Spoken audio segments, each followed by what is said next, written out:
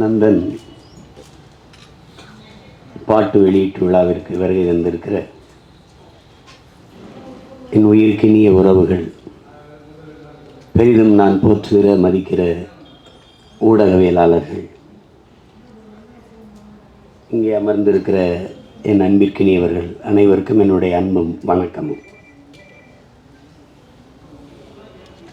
நந்தன்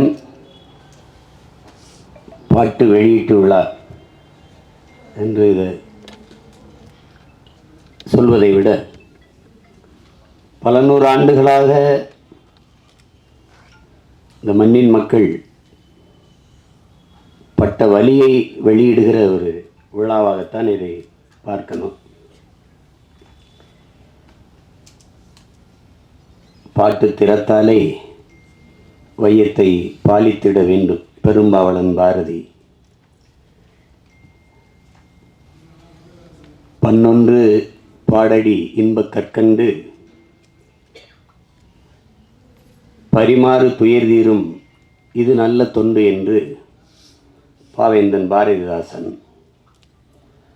பாடும் பணியே பணியாய் அருள் தேடும் என்று சுந்தர அனுபூதி. இசை வடிவாய் நின்ற நாகியே என்று அபிராமிப்பட்டர். இவர்களெல்லாம் பாடி இந்த இசையால் உலகத்தின் எல்லா துயரங்களையும் போக்க முடியும், அளப்பரிய இன்பத்தை அடைய முடியும். இசையால் இறைவனையே மயக்க முடியும், இறைவனையே காண முடியும் என்று எண்ணற்ற பெருமக்கள் தங்கள் பாக்களால் நிரூபித்திருக்கிறார்கள். ஆனால் இந்த இசை, நந்தன் வெளியிடுகிற இசை, இறைவனை காண அல்ல, ஒரு நல்ல மனிதனை காண்பதற்கு, மானுடமுள்ள ஒரு மனிதனை காண்பதற்கு அவன் வெளியிடுகிற இசை. ஒளியை அடிப்படையாக வைத்து உருவாவதுதான் இசை. செவி வழியே சென்று இதயத்தை தடவி கேட்கும் உயிர்களெல்லாம் மயக்கி தன்வயப்படுத்துகிற ஒளியே இசை, அந்த ஓசையே இசை. ஆனால் நந்தன் வெளியிடுகிற இசை இதயத்தை தடவப்போவதில்லை, அது தட்டும், பேரளவில் அது தாக்கும். அதுதான் நந்தனுடைய இசை. காரணம், அந்த இசையை மீட்டுகிற வீணை அதன் நரம்புகள் கம்பிகளால் ஆனவை அல்ல, இரத்தமும் சதையும் உள்ள மானுடனின் நரம்பினால் பின்னப்பட்டவை. செத்துப்போன மாட்டின் தோளிலிருந்து எடுத்து செய்யப்பட்ட பறையின் இசை அல்ல, உயிரோடு இருக்கிற மனிதனின் தோலை உரித்து உருவாக்கப்பட்ட பறையின் இசை. இது நாம் ஆடுவதற்கல்ல, அதிர்வதற்கு எழுப்பப்படுகிற இசை நந்தனின் இசை.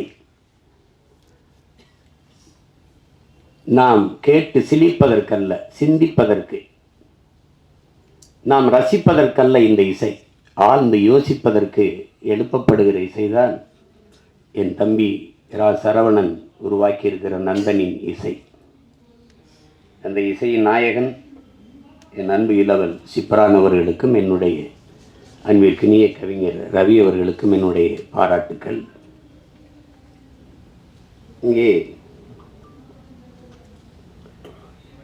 படத்தை பார்த்தவர்களோட படத்தை பற்றி சொல்ல தயங்குகிறார்கள். என் தம்பி சரவணன்ட்ட கேட்டேன், கதை தெரிஞ்சிருமோ அப்படின்னு. கதை தெரிஞ்சாதான் படம் பார்க்கவே வருவாங்க. அது எதுவும் அதில் படத்தில் மறைவுர்கள், அதில் பேசுகிறதுல கூட மறைச்சி மறைச்சி பேசுகிறாங்க. அது நீங்கள் போய் பாருங்கள், நீங்கள் போய் பாருங்கள் அப்படின்னு சொன்னால் தான் பார்க்க வருவாங்க அவங்க. ஒரு சில படைப்புகள் தான் திரையரங்கை விட்டு வெளியில் போன பிறகு அந்த கதையும் கதைக்களமும் கதா மாந்தர்களும் நம் பின்னாடியே வருவார்கள், நம் கூடவே பல நாட்கள் இருப்பார்கள், நம் கண்ணை விட்டு நம் உணர்வை விட்டு அகல மறுப்பார்கள். அப்படிப்பட்ட ஒரு தாக்கத்தை ஏற்படுத்திய படைப்பு தான் என்னுடைய தம்பி ரா சரவணன் அவர்களுடைய படைப்பு நந்தன். பல நூறு ஆண்டுகளாக இந்த இனம் தூக்கி சுமந்து வருகிற வழியை திரை மொழியில் பதிவு செய்யப்பட்டிருக்கு. நந்தனை எரிக்கும் போது நந்தன் எப்படி கதறி அழுதிருப்பானோ அந்த கதறல் தான், அந்த கதறல்களின் சில சிதறல்கள் தான் இந்த திரைக்காவியம். இது இங்கே தம்பி சசி அவர்கள் சொல்லும்போது இது ஆகச்சிறந்த ஒரு பதிப்பு. அது டப்புன்னு இந்த படத்தை பார்த்து இப்படி மறந்துட்டு கடந்துலாம் போக முடியாது, அவ்வளவு ஒரு பதிப்பு. அது ஒவ்வொரு காட்சிகளும் அவ்வளவு கவனமாக பதியப்பட்டிருக்கு. இப்படிதான் நான் பார்க்குறேன். இங்கே பல நாட்கள் பார்க்கணும்னு அதை என் தம்பி சரவணன் வலியுறுத்தி நேரம் இல்லாமையால் ரொம்ப நேரம் நெருக்கடிகளில் பார்த்தும் கூட அந்த படம் எவ்வளவு வேலைப்பளுவும் என்னை விட்டு நீங்காத அந்த காட்சிகள் என்னை அழித்து கொண்டிருக்கிறது. அவ்வளவு பெரிய தாக்கத்தை அந்த படம் தந்திருக்கு. இதில் படத்தின் மாந்தர்கள் குறிப்பாக என்னுடைய தம்பி சசி, அவன் நடித்த அயோத்தி படத்தை பார்த்து நான் பாராட்டினேன். என்னுடைய அருமை சகோதரர் ட்ரைடன் தியேட்டர் அந்த ரவிதான் தயாரித்திருந்தார். அது ஒரு சிறந்த படம். ஆனால் என் தம்பி சசியாகவே இருப்பான். அதில் அது கதாபாத்திரம் அவனை நகர்த்தும். ஆனால் இந்த கதையில், இந்த படத்தில் முதல் பதிவிலிருந்து சசியை நீங்கள் மறந்து விடுவீர்கள். சசி என்ற ஒரு நடிகன் நீங்கள் இதுவரை திரையில் பார்த்த அந்த கலைஞன் இல்லை. உண்மையிலே அது கூடுப்பானையாகவே வாழ்ந்திருப்பான். அப்படி ஒரு உடல் மொழி, அவனுடைய உரையாடல் உச்சரிப்பு அவ்வளவு அருமையான ஒரு வெளிப்பாடு. அது எவ்வளவு பாராட்டினாலும் தகும். அதற்கு பிறகு அது புதிய அறிமுகமாக இருக்கிற சுருதி அவர்களுடைய கதாபாத்திரம், அதனுடைய பங்களிப்பு, புதியவர் என்று யாரும் சொல்ல முடியாது திரையில். என்னுடைய தம்பி சமுத்திரக்கனி படத்தில் சிறிய நேரம் வந்தாலும் அதுதான் அது. இந்த சமூகம் ஒரு மானுடனை எப்படி பார்க்கணும், சக மனிதனை அப்படிங்கிறத அந்த கதாபாத்திரம் சொல்லுது. ரொம்ப ஆழமான கதாபாத்திரம். இந்த மொத்த திரைக்கதையை தூக்கி நிறுத்துகிற ஒரு ஒரு ஒரு ஒரு ஒரு கதாபாத்திரம் இருக்குது. அதை நடிச்சிருக்கிறவன் என் தம்பி பாலாஜி சக்திவேல். நானும் என் தம்பி சசியும் பேசிகிட்டு இருக்கும்போது பாலாஜி என்னடா அப்படி நடிச்சிருக்கான் அப்படி. அவன் கதாபாத்திரம் மட்டும் மொத்த படத்தையும் தாங்கி நிற்குது. ஒரே தூணில் ஒரு பெரிய கட்டடத்தை தாங்கி நின்னா அப்படியோ அப்படி நிற்கிது அந்த கதாபாத்திரம். அவ்வளவு சிறப்பாக அது செஞ்சுருக்காங்க. அது சும்மா சொல்ல முடியாது. தம்பி ஜிப்ரான் அவர்களுடைய இசை, தம்பி சமுத்திரக்கனி குறிப்பிட்டது மாதிரி ஒரு அழகான நிறைய பூக்களை வச்சு கோர்க்கிற போது ஒரு நார் தான் அதை தாங்கியிருக்கும். அது மாதிரி நிறைய காட்சிகள் அவருடைய இசையால் அப்படி அது அந்த அந்த தாக்கத்தை மிக அருமையாக பின்னணி இசையில் அவ்வளவு அருமையாக செஞ்சுருக்காரு. அதை ரொம்ப யோசித்து தான் வடிவெடுத்துருக்காங்க. ஜிப்ரான் தான் அது. ஏன்னா பின்னணி இசையில் ஒரு படத்தை தூக்கி நிறுத்துகிற ஆற்றல் ரொம்ப அரிதினும் அரிது. அது உலகத்திலே ஆகச்சிறந்த ஒரு இசை மேதை உண்டென்றால் அதற்கு நம்முடைய அப்பா இளையராஜா அவர்கள் தான். இன்றைக்கி அவருக்கு அடுத்து நிறைய இளவல்கள் வந்துட்டாங்க. இந்த மாதிரி அதை திரைக்கதையை இசையால் தூக்கி சுமந்து போகிற ஒரு ஆற்றல் மிக்க இளைஞன் தம்பி ஜிப்ரான் அவர்கள். அவருடைய படைப்பு, ஒளிப்பதிவாளர் சரண், கலை இயக்குநர்கள் எல்லாம் சிறப்பாக செய்திருக்கிறார். ஒரு அந்த புதிதாக நடித்திருக்கிற இப்போ இருக்கிறாங்க நிலா சுதாகர் அவங்கெல்லாம் அதாவது தொழில்முறை நடிகர்கள் இல்லை. ஊரில் இருக்கிறவங்க ஒருத்தர் கூட ஒரு தவறாக ஒரு எப்படி சொல்கிறது முகபாவத்தை தந்திருக்க மாட்டாங்க. எல்லாம் உரிய அளவில் பிரமிச்சிருவீங்க நீங்கள். இந்த மாதிரி நேர்த்தியான படங்கள் ரொம்ப நாளாச்சு. நம்முடைய வணக்கத்திற்குரிய ஐயா மகேந்திரன், என்னுடைய அப்பா பால்மேந்திரா, அப்பா பாரதி ராஜா, இவருடைய படங்களில் தான் அவ்வளோ பெரிய நேர்த்தி இருந்தது, அவ்வளோ ஒரு தாக்கம் இருந்தது. ஆனால் சில படங்கள் பொழுதை போக்கும். அதுக்கு வரியே நம்ம கேளிக்கை வரின்னு தான் விதிக்கிறோம். அது பொழுது போக்கும். ஏதாவது ஒரு அரிதிலும் அரிதான படங்கள் தான் பொழுதை நல்ல பொழுதாக ஆக்கும். இது ஆகச்சிறந்த பொழுதாக அந்த 2 மணி நேரம் 5 நிமிடத்தை சிறந்த பொழுதாக ஆக்குகிற ஒரு திரைக்காவியம்தான் நந்தன். அது என் தம்பி இதுக்கு முன்னாடி கத்துக்குட்டி இந்த உடன்பிறப்புலாம் எடுத்திருந்தாலும் கூட இந்த 3வது பதிப்பு மிக முத்தான பதிப்பு அப்படி தான் நான் பார்க்குறேன். அது திரையரங்கு படம் முடிச்சுட்டு நாங்கள் ரொம்ப அவசரமாக போனாலும் நான் போகவே இல்லை. என்னுடைய மனைவியெல்லாம் அந்த கடைசி காட்சியிலேருந்து திரும்பிக்கிட்டு அழுதுகிட்டு இருந்தாங்க. அது அவ்வளவு நெகிழ்ச்சியாக இருந்தது. அது அவங்களுக்கு இவங்கெல்லாம் சொல்ல பயப்படுவாங்க கதையை. நான் சொல்கிற கதை மிக ஆழமான கதை. தமிழ் நிலத்தில் மட்டும் இல்லை, இந்திய பெருநிலம் முழுமைக்கும் இன்றும் நம்மோடு இருக்கிற சக மனிதர்கள், நம்மை போல எலும்பு நரம்பு ரத்தம் சதை பசி உறக்கம் கனவு கண்ணீர் கொண்ட சக மனிதர்கள் எவ்வளவு தூரம் இந்த மண்ணிலே நசுக்கப்படுகிறார்கள், ஒடுக்கப்படுகிறார்கள், ஒதுக்கப்படுகிறார்கள் என்பதை உணர்த்துகிற ஒரு ஒப்பற்ற திரை காவியம்தான் இந்த நந்தன். நாட்டின் இன்னைக்கு பொருளாதார அடிப்படையில் இடஒதுக்கீடை நாம் பேசுகிறோம், நாம் வரவேற்கிறோம். ஆனால் இடஒதுக்கீடு ஏன் கொண்டு வரப்பட்டது அப்படிங்கிறத நீங்கள் அறிவார்ந்த என் உறவுகள் நீங்கள் சிந்திச்சு பார்க்கணும். சீமான் இந்த தெருவில் போகக்கூடாது என்றது ஏழை என்பதற்காக அல்ல. என் உடன் பிறந்தவர்களே, இந்த கோயிலில் நான் நுழையக்கூடாது என்பது நான் ஏழை என்பதற்காக அல்ல. இந்த குளத்தில் நான் குளிக்கக்கூடாது என்பது நான் ஏழை என்பதற்காக அல்ல. நான் இழிமகன், ஈன சாதி, தாழ்ந்தவன், தீண்டத்தகாதவன் என்பதற்காக. எதன் பொருட்டு இங்கே எனக்கு கல்வி, வேலைவாய்ப்பு, அரசியல் அதிகாரம் மறுக்கப்பட்டதோ அதன் பொருட்டே அது கொடுக்கப்பட வேண்டும் என்பதற்காக உருவாக்கப்பட்ட ஒன்றுதான் வகுப்பு வாரி பிரதிநிதித்துவம். அதை நீங்கள் புரிஞ்சுக்கணும். ஏழை சீமான் நாளை அதானி அம்பானி ஆகிவிடலாம், பொருளாதார அளவுகள் மாறிவிடும். ஆனால் இன்றைக்கு இழிமகன் சீமான் எந்த உயரத்திற்கு போனாலும் என் மீது சுமத்தப்பட்ட சாதிய இழிவு போக மறுக்கிறது. அதற்கு சான்று சீமான் அல்ல, இந்த நாட்டின் முதல் குடிமகன் பிரசிடென்ட் ஆஃப் இந்தியா ராம்நாத் கோயிலுக்கு வெளியே ஒரு மரத்து நிழல்லே குடும்பத்தோட யாகம் வளர்த்து கும்பிட்டு போனது இன்னும் இருக்கு. வரலாற்று நிகழ்கால நிஜம். நாட்டின் முதல் குடிமகன் Droupadi Murmu, president of India, நாட்டின் பிரதம அமைச்சர் மாண்புமிகு ஐயா நரேந்திர மோடி ஒரு நாற்காலியில், ஐயா அத்வானி ஒரு நாற்காலியிலே அவர் வீட்டு வாசலில் அமர்ந்து பேசுகிறார்கள். அந்த அருமை பெருமகள் அந்த ஓரத்திலே கைகட்டி நின்று கொண்டிருக்கிறாள். Citizen of president of India. இந்த நாட்டில் பெண்ணிய உரிமை பேசுகிறோம், பெண்களுக்கு இடஒதுக்கீடு பேசுகிறோம், சமத்துவம் பேசுகிறோம், சகோதரத்துவம் பேசுகிறோம், ஜனநாயகம் பேசுகிறோம். நாட்டின் முதல் குடிமகள், இந்திய நாட்டின் பிரதமர், இந்திய நாட்டின் பிரசிடென்ட் ஆஃப் இந்தியாவுக்கு அந்த நிலைமை என்றால் சாதாரண ஊராட்சி மன்ற பிரசிடென்ட் தலைவருக்கு என்ன நிலைமை இருக்கும் என்று என் அரும் தம்பி தங்கைகள், என் உடன் பிறந்தார்கள், சிந்திச்சு பாருங்கள். இன்றைக்கும் கொடியேற்ற முடியாது. இங்கே எத்தனையோ மாமன்றங்களில் மாநகர மாமன்ற உறுப்பினர்கள் இருக்கிற அவையிலே தாழ்த்தப்பட்டவர்கள் இருப்பதற்கு இருக்கை போடப்படவில்லை என்பது இன்றும் நிகழ்கிறது. உயர் சாதிக்காரன் சுடுகாட்டு வழியே தாழ்ந்தவன் ஒருவன் இறந்து போனால் அவன் பிணத்தை எடுத்துட்டு போக முடியாது. எங்கோ அல்ல, நாகப்பட்டினத்தில் நிகழ்ந்தது. கோயிலுக்குள் நுழைய முடியாது, திறந்து போய் கும்பிடுதா என்று சொல்ல ஒருத்தனும் இல்லை. பூட்டை போட்டு சாவி எடுத்துட்டு வர ஆள் இருக்கு. ஏன் சிவனே நந்தனார் சரித்திரத்திலே 63 நாயன்மார்களில் ஒருவன் பறையன். அவன் சிவன் பக்தன், எவனுக்கும் சற்றும் குறைவில்லாத பக்தன் நந்தன். எத்தனை 100 ஆண்டுகளாக அந்த வழி துரத்துகிறது. இன்றும் பல நந்தன்கள், பல ஆயிரம் நந்தன்கள்.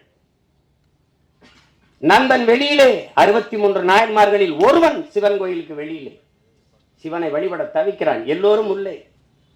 நந்தி அங்கே நிற்கிறது, சிவனை வழிபட மறைக்கிறது. நந்தனுக்கு சிவன் தெரியாமல் நந்தி மறைக்கிறது.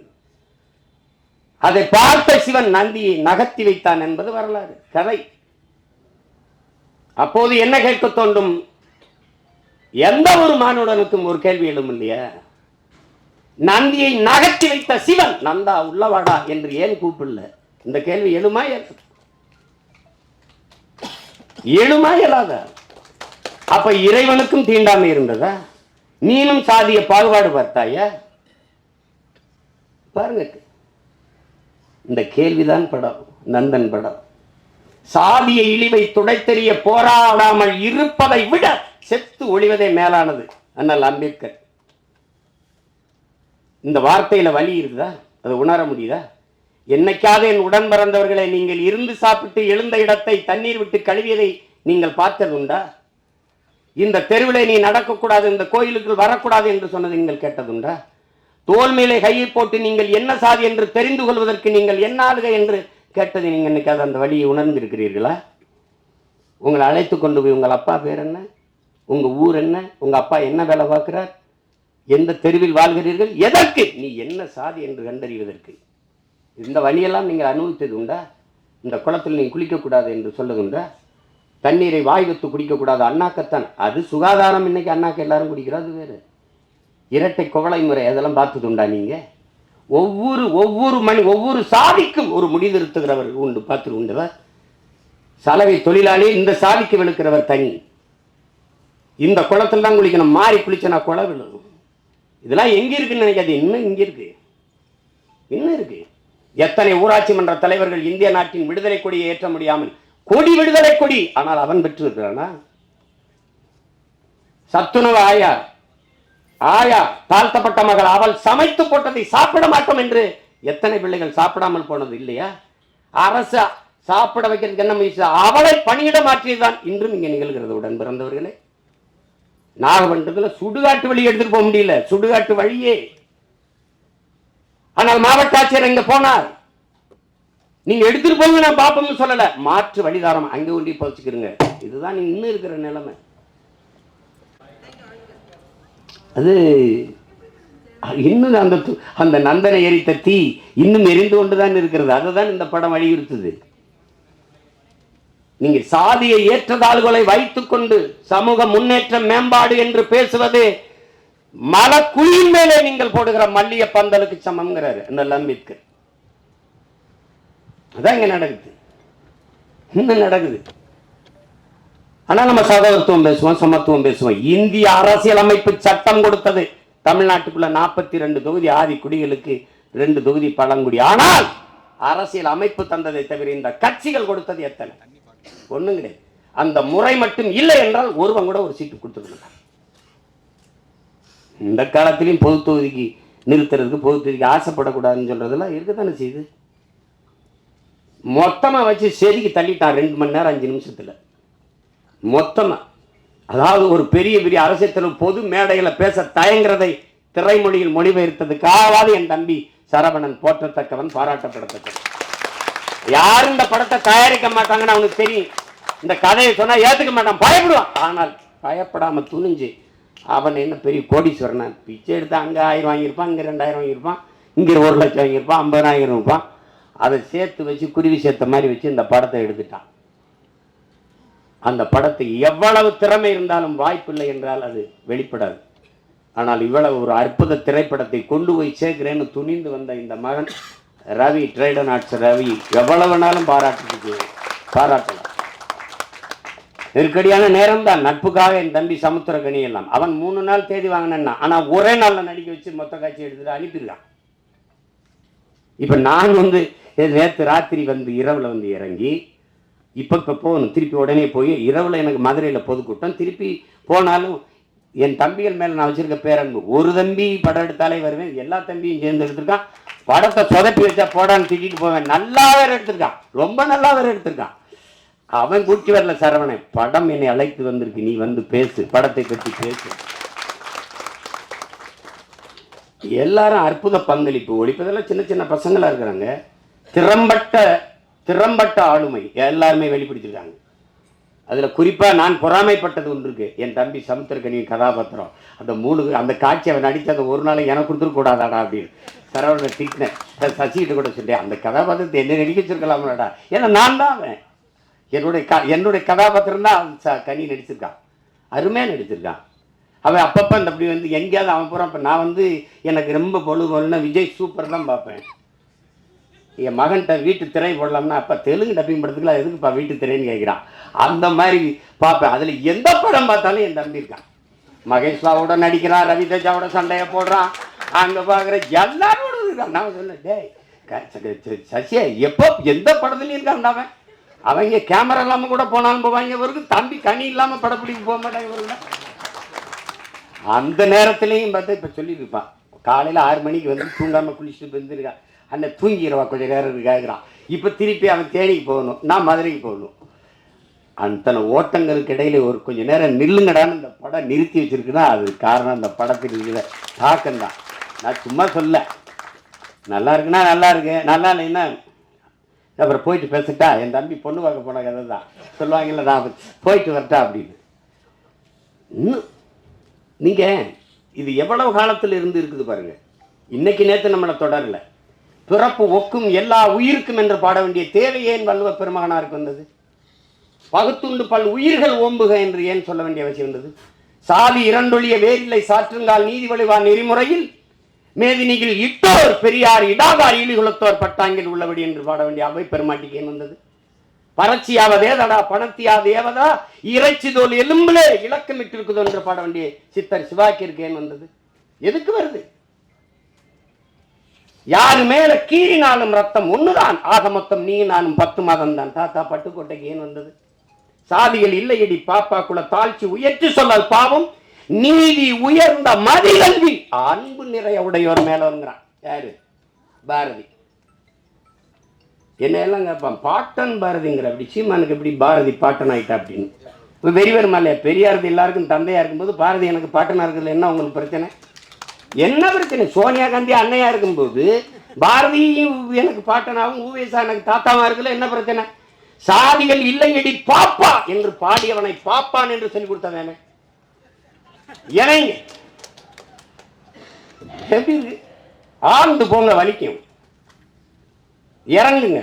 நான் இப்படித்தான் என் வீட்டு வாலி விழுந்துருச்சுன்னு தான் கிணத்துக்குள்ள குதிச்சேன். மூழ்கி போகும்போது என் பரம்பரையே உள்ள கிடக்குன்னு தெரிஞ்சு முதல்ல என் வாலி எடுக்கத்தான் இறங்கினேன் நான் கிணத்துக்குள்ள.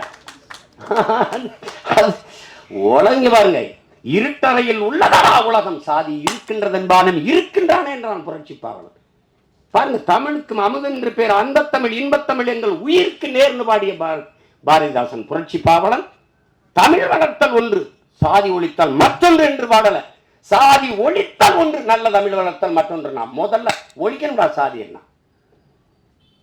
கடவுள் வரி சமய வரி கண்ணன் நிகர் தமிழுக்கு நோய் நோய் நோயே இடை வந்த சாதி எனும் இடர் ஒழிந்தால் ஆள்வது நம் தாய் தாய் தாயேன்னா அதை ஒழிக்கணும்டா அப்படின்னா. அப்புறம் எங்கிட்ட சகோதரத்துவம் சமத்துவம் ஜனநாயகம் ஏன் பேசுற? ஏன் பேசுற? மக்கள் அப்படி இருக்கானா? இல்ல. அயோத்தியில ஒரு பொது தொகுதியில் அகிலேஷ் யாதவ் ஒரு தாழ்த்தப்பட்ட தமிழ் மகனை நிறுத்தி பொது தொகுதியில் வென்றான். மக்கள் சரியாக இருக்கான். 21 தேர்தலில் 16 இடங்கள் பொது தொகுதியை கொடுத்த ஆதி தமிழ் குடிகளுக்கு. என்னாரும் சொந்தங்களை உங்கள்கிட்ட சொல்றேன், நீங்க வேணா எடுத்து புள்ளி வரங்களை பாருங்க. நான் பொது தொகுதியில் ஆதி தமிழ் பிள்ளைகளை நிறுத்திய இடத்தில் தான் எனக்கு வாக்கு அதிகம். நீங்க எடுத்து பாருங்க வேணா புள்ளி விவரங்களை. அப்ப மக்கள் சரியா இருக்காங்க, நீங்க சரியா இல்ல. எல்லா வழியும் மொத்தமா ஒரு படம் பேசுதுன்னா அது நந்தன் பேசுது. அந்த படத்துக்கு பேர் பொருத்தம் அப்படி இருக்கு. நந்தனார் சரித்திரம் நீங்க அது பார்த்துருக்க முடியும். இப்ப அப்பெல்லாம் நாடகமா கூட வந்துச்சு, இப்ப இல்ல. அதுதான் அந்த நந்தனை எரித்த தீயில் ஒரு ஒரு கொஞ்சம் எடுத்துட்டு வந்துதான் எரிய விட்டுருக்கான் என் தம்பி.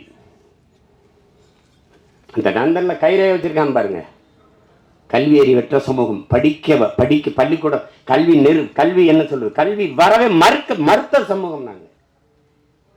SC ST schedule tribes SC Paraiyar Devendrar எல்லாருக்கும் இடஒதுக்கீடு இருக்கு. 18 விழுக்காடு இருக்கு. முதல்ல எஸ்டிக்கு கம்யூனிட்டி சர்டிபிகேட் இருக்கா? சாதி சான்றிதழ் இருக்கா? ஆதி தமிழ் குடி குறவருக்கு இருளருக்கு சாதி சான்றிதழ் இருக்கா? இல்ல. திருவண்ணாமலை மாவட்டத்தில் இல்லாம போராடும் போது இங்க இருந்து நான் வண்டி எடுத்துட்டு போய் இந்த மக்களோட உட்கார்ந்து பள்ளிக்கூடத்தை விட்டு கர்ப்பிணி பெண்கள் வேலைக்கு போகாம அந்த குறவர் குடி மக்கள் உட்கார்ந்து அவங்களோட உட்கார்ந்து போராடி 3000 பேருக்கு சாதி சான்றிதழை நான் பெற்றுக் கொடுத்திருக்கிறேன் என்றால் அப்ப எந்த நிலைமையில் அவன் மக்கள் இருக்கான்? சாதி சான்றிதழ் இல்லாதவன் என்ன சலுகையை பெற முடியும்? ரேஷன்ல அரிசி போடுறான், சரிதான். ரேஷன் கார்டுல தானே வாங்க முடியும், கார்டே இல்லையே. அந்த மக்களின் வழியை நீங்க அது பார்த்தாதான் தெரியும். அனுபவிச்சானது என்ன தெரியும்? நமக்கு எல்லாமே செய்தி தான். விவசாயி செத்தாலும் செய்தி தான், நமக்கு மீனவன் செத்தாலும் செய்தி தான், எல்லாமே நமக்கு செய்தி தான். ஆனால் இந்த படத்தை பார்த்துட்டு அப்படி கடந்து போக முடியாது. பத்திரிகை இதழியல் உறவுகளுக்கெல்லாம் போட்டு காமிச்சாரா இல்லையான்னு தெரியல. நீங்கள் பார்க்கும்போது நான் பேசுகிற அந்த உணர்வு உங்களுக்கு புரியும். இது அது அவ்வளவு சிறந்த ஒரு ஒரு படைப்பு. அதுக்கு எடுக்கிறதுக்கு ஒரு அசாத்திய துணிவு வேணும். கதைக்களத்தை முதல்ல உள்வாங்கணும். அந்த கதாபாத்திரங்களை அந்த திரைக்கதை அவ்வளவு செறிவா அவர் அந்த வழியை ஏற்படுத்துற அளவுக்கு செதுக்கிட்டார்.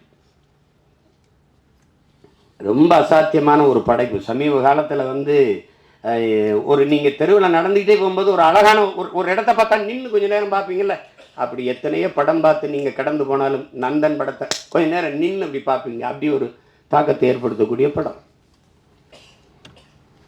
அதுங்க நம்ம இன்னைக்கு இல்லை, எத்தனை பேர் எத்தனை முன்னோர்கள் நம்ம முன்னோர்கள் பாடியிருக்காங்க சாதி இழிவு தீண்டாமை கொடுமைக்கு. சாத்தா முத்துராமலிங்கத்தவர் அவர்களை இன்னைக்கு இல்லை சாதியவாதியாக தான் இந்த சமூகம் பார்க்குது, போட்டு அப்படி கட்டமைக்குது. சாதிய எண்ணம் கொண்டவன் அரசியலுக்கு வந்தால் நாடு நாசமாகி முடியும் பேசுனது அவர் தான். சாதிய சிந்தனை கொண்டவன் இறைவனையே வழிபடார்களையற்றவன் அவர் தான். உன்கிற உயர்ந்தது உழைக்கிற கை தாழ்ந்தது என்கிற எண்ணம் எவருக்கும் இருக்கக்கூடாது. இறைவனுக்கு முன்பே இரண்டு கையும் இணைத்துத்தான் வணங்குகிறோம் என்று சொன்னதும் அவர் தான் சொல்ல வர்றாரு. ஆனா இதுல எதையுமே செய்ய மாட்டார் ஐயா இளையராஜா. சாமி கும்பிடுவாரு, கவிச்சு சாப்பிட மாட்டாரு, குளிச்சுட்டு தான் வருவாரு, எல்லாம் பண்ணுவார். அவர் பறைய நான் ஐயன். புரியுதா? இந்த வேறுபாடு புரியுதா? சமூகம் எப்படி கட்டமைச்சிருக்கு பாருங்க. இப்ப யாரு உயர்ந்தவர்? எது உயர்ந்தது? எதன் அடிப்படையில் நம்ம அதை பார்க்கிறோம்? அதுதான் பிரச்சனை. ஒரு மனிதன் என்ன வழி இருந்தா பேசுற பாருங்க. ஒரு மனிதன் ஒரு வாழ்நாளில் 10,000 புத்தகங்கள் படிக்கணும். இது சீன பழமொழி. ஐயா இறையன் எழுதின 10,000 மைல் பயணத்துல முதல்ல அதை எழுதியிருப்பார். 10,000 புத்தகங்கள் படிச்சிருக்கணும், 10,000 கிலோமீட்டர் பயணம் செஞ்சிருக்கணும். இது ஒரு மனிதனுடைய வாழ்நாள்ல. அது சீன பொன்மொழி. அதை எடுத்திருப்பார். 10,000 மைல் பயணம் புத்தகத்தை படிச்சீங்கன்னா முதல்ல இதை எழுதியிருப்பார். ஆனால் 64,000 புத்தகங்களை படித்த ஒருவன் இருக்கான் உலகத்துல. தனி மனிதன் நூலகம் தெற்காசிய கண்டத்திலேயே பெரிய நூலகமாக இருந்தது ஒருத்தனுடையதுதான். அவன் ஜமீனும் இல்லை, திவானும் இல்லை, அவன் அமைச்சர் பெரிய கோடீஸ்வரனும் இல்லை. அப்படி புத்தகங்களா வாங்கி சேர்க்க. அவன் நகையை வாங்கி சேர்த்தான், காரை வாங்கி சேர்த்தான், சொத்தை வாங்கி சேர்த்தான். ஒருத்தன் புத்தகத்தமா சேர்த்திருக்கான். படுக்கிற இடம் கூட தான் படிக்கிற இடத்துக்கு பக்கத்தில் இருக்கணும். நூலகத்துக்கு அருகிலேயே அறை எடுத்து தங்கியவன்.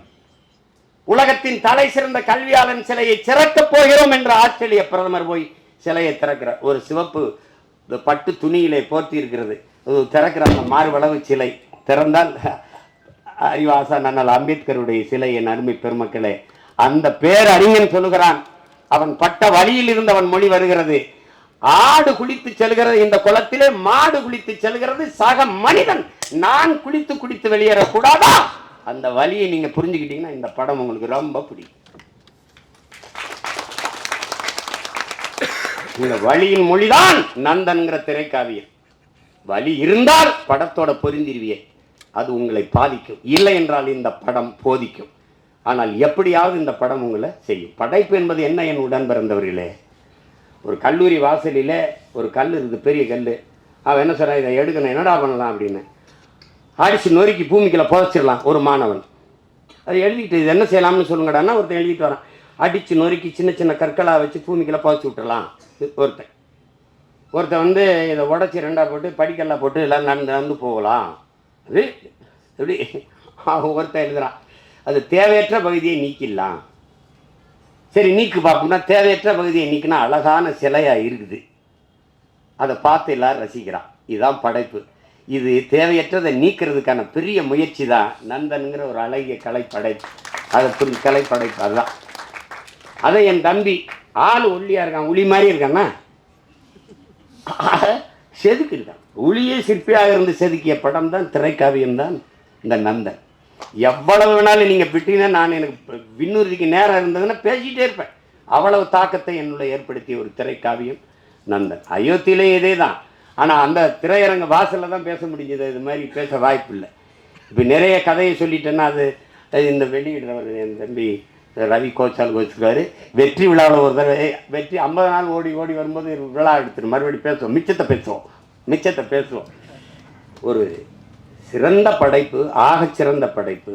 அருமை இளவல்கள் எல்லோரும் இணைந்து ஒப்பற்ற ஒரு திரைக்காவியத்தை தந்திருக்கிறார்கள். இன்றும் நம்மோடு வாழ்ந்திருக்கிற சக மனிதர்களின் வழி, அதை திரையில் மொழிபெயர்த்த என்னுடைய தம்பி சரவணனுக்கு என்னுடைய அன்பு நிறைந்த வாழ்த்துக்கள், பாராட்டுக்கள். எவ்வளவு வேணாலும் சொல்லலாம். அவனோடு உடனிருந்த ஒத்துழைத்த ஒவ்வொரு திரைக்கலைஞர்களுக்கும் என்னுடைய அன்பும் வாழ்த்துக்களும். இங்கே இந்த செய்தியை எடுத்துக்கொண்டு போய் நீங்கள் எப்போவுமே நல்ல ஒன்றை பாராட்டி இருக்கிறீர்கள். இது ஒரு சிறந்த படைப்பு. கொண்டு போய் சேர்த்து இந்த படத்தை வெற்றி பெற செய்யுங்கள். எளிய கலைஞர்கள், இளைய கலைஞர்கள் சேர்ந்து உருவாக்கிய ஈடு இணையற்ற ஒரு திரைக்காவியம். இது வெற்றியடையட்டும். இன்னும் பல சிறந்த திரைப்படங்கள் நமக்கு உருவாகட்டும். அது இது ஒரு இது இது ஒரு ஒரு புரட்சி என்பது புரட்சி பகத்சிங்கிட்ட போய் புரட்சினா என்ன? புரட்சி என்பது ரத்தம் சிந்தும் வன்முறையாகத்தான் இருக்க வேண்டும் என்பது அல்ல. அது துப்பாக்கி தோட்டாக்களை தொல்வதும் அல்ல. அப்ப எதுதான் பகத்சிங் புரட்சி? வெளிப்படையாகவே அநீதிகளால் கட்டமைக்கப்பட்ட சமூகத்தை தகர்த்து முற்றுமுழுதாக புதிய ஒரு சமூகத்தை படைப்பதுதான் புரட்சிங்கிறான். அப்படி ஒரு புதிய ஒரு சமூகத்தை படைப்பதற்கான முயற்சி தான் நந்தன் படம் ஏற்படுத்த போகிற புரட்சி. புரட்சி என்பது ஒவ்வொரு மனிதனின் காலுக்கு கீழே காத்து கிடக்கிறது காய்ந்த சருகுகளாக, ஒரு தீக்குச்சியின் உரசலுக்காக. அந்த தீக்குச்சி தான் நந்தன் பற்ற வைத்து போடுகிற தீக்குச்சி. அன்பிற்குரியவர்களை, புரட்சி தீ பற்றி எரியட்டும். மாற்றம் என்பது மானுட தத்துவம். மாறாது என்ற சொல்லை தவிர மற்றவை அனைத்தும் மாறிவிடும். மாறுவோம், மாற்றுவோம். புரட்சி ஓங்க.